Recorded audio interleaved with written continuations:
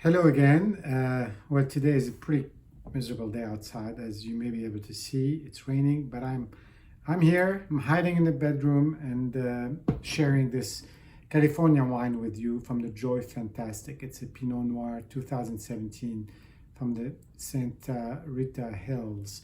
If you recall, I was there back in May. I did a tour of the region for the day, and I tasted and bought a bunch of wines, and we did a video together of this whole visit with a number of producers. This was one of them. These guys also, Peter and Amy, make the Holus Bolus wines, which we've had together, the Syrah own rooted, and we discussed that. And they do have a Joy Fantastic own rooted Syrah, which we'll taste at a different time. So they have two lines. The Joy Fantastic is their own vineyard that's more, I think, on the eastern side of the whole region, and the Holus Bolus line, where they make the Franc de Pied and the regular grafted Syrah, is grapes they buy from the Sebastiano vineyard, which is, I think, closer to the western side, closer to the ocean of the region. Anyway, this is a Pinot, and I remember when I tasted it there, I really was just impressed with the quality and the purity of the wine. So now we're doing a proper testing, and this is a pretty young vineyard. They planted it in 2014. It's on a hill, and it's just got, they make only 200 cases of this. But anyway, so let's see what we have here. And it's still a young wine made with young vines, so it's got to have its own characteristic. The color is very light, and I commented on this last year time as well. It's just very light, very clear. It's just, you can see straight through. I can see my hand, my fingers through the bottom of the glass. On the nose, you get that really, but a more subtle sort of version of what I call the West Coast, Pinot. A little bit of that orange peel, but on top of that, there's rose petal. It's very floral, and I think it's part of the youth of the wine. It's floral, and it's really just not a lot of alcohol. It's really in the 13.5%, it says. It's organic. The grapes are organic. I don't know how deep the whole planting period, it's 25% whole cluster. But it's, again, you just get this sense of cleanliness, purity, lightness.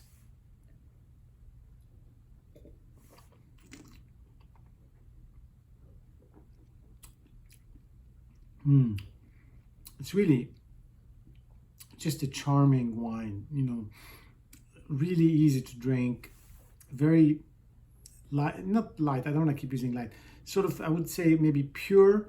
Doesn't have that heaviness of a lot of California Pinots that I find over alcoholic, overripe.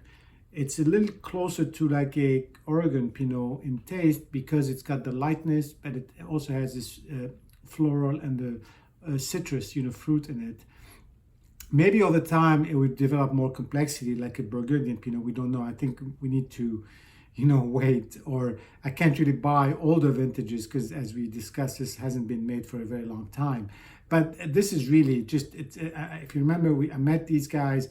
They're just a charming couple working on these things, trying to do the best, make the best wine they can with the region, with the terroir, with the processes that they've learned, because they were both from the wine business. She's on the marketing side, and he's been in making wine and selling wine for a while before they started their own property.